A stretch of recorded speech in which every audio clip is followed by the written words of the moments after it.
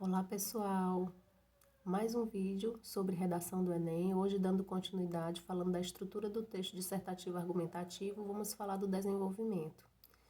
É sabido que o desenvolvimento deve ser dividido em parágrafos, já que você vai colocar mais de um argumento.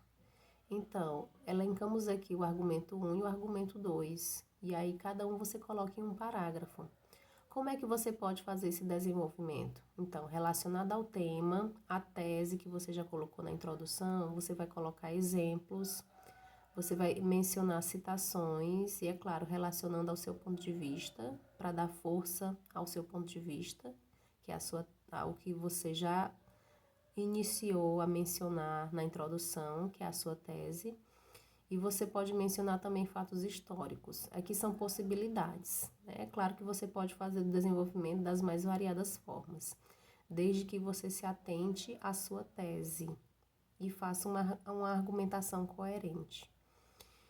O que é que a gente deve saber também sobre o desenvolvimento? No momento da correção, o corretor vai se atentar principalmente, no momento de corrigir o seu desenvolvimento, ele vai se atentar principalmente a duas competências, que é a competência 2 e 3.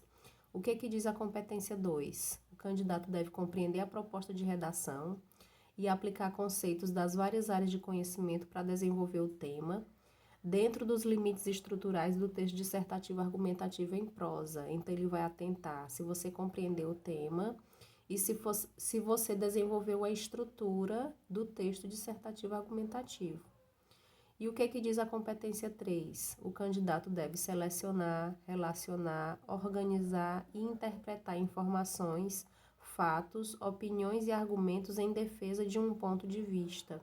Então, claro que todas as outras competências, com exceção todas as competências. Normalmente a proposta de intervenção vem na conclusão, mas isso não é regra.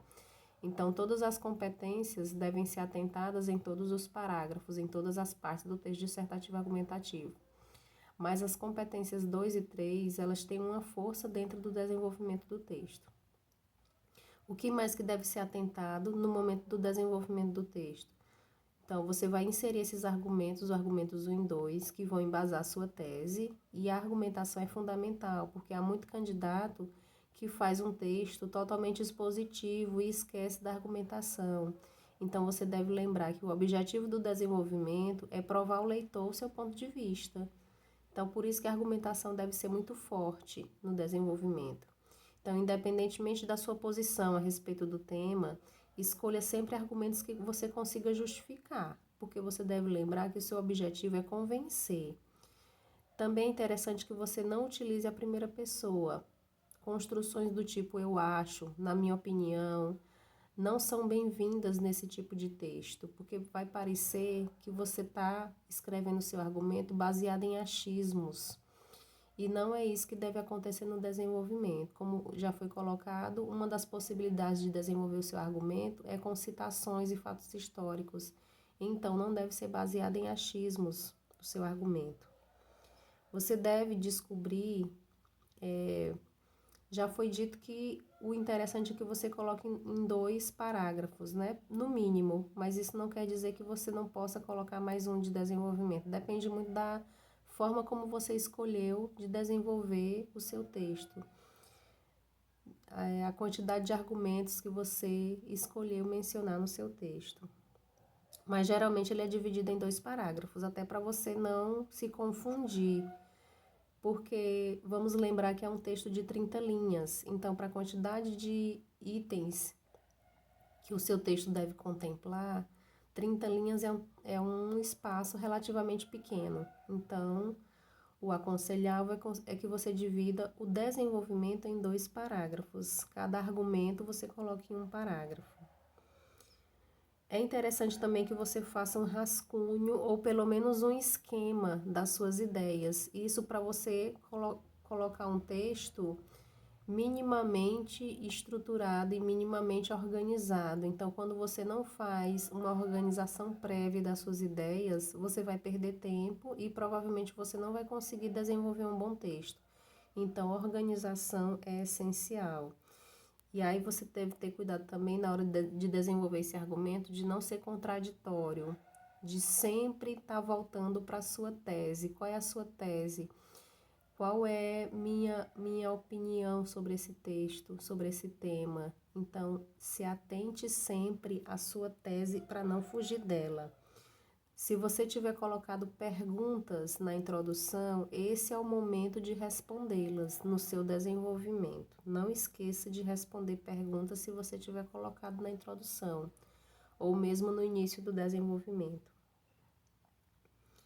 As citações também é interessante que se diga que as citações devem ser relacionadas ao tema e às suas ideias, porque também é comum vermos candidatos colocando citações soltas, citações muito genéricas, que ele não consegue colocar uma referência em relação ao seu argumento. Ele não consegue atrelar a citação ao seu raciocínio, então vai ficar uma citação perdida. Não adianta colocar citações dessa forma. Então, as principais informações que nós colocamos hoje. O desenvolvimento é recomendado que você coloque em 2 parágrafos, que seria o argumento 1 e o 2. Leia muito para você adquirir essa desenvoltura em relação às citações, às referências aos fatos históricos, os exemplos que sejam exemplos que todos conheçam, não pode ser um exemplo muito particular do seu universo, do seu ambiente.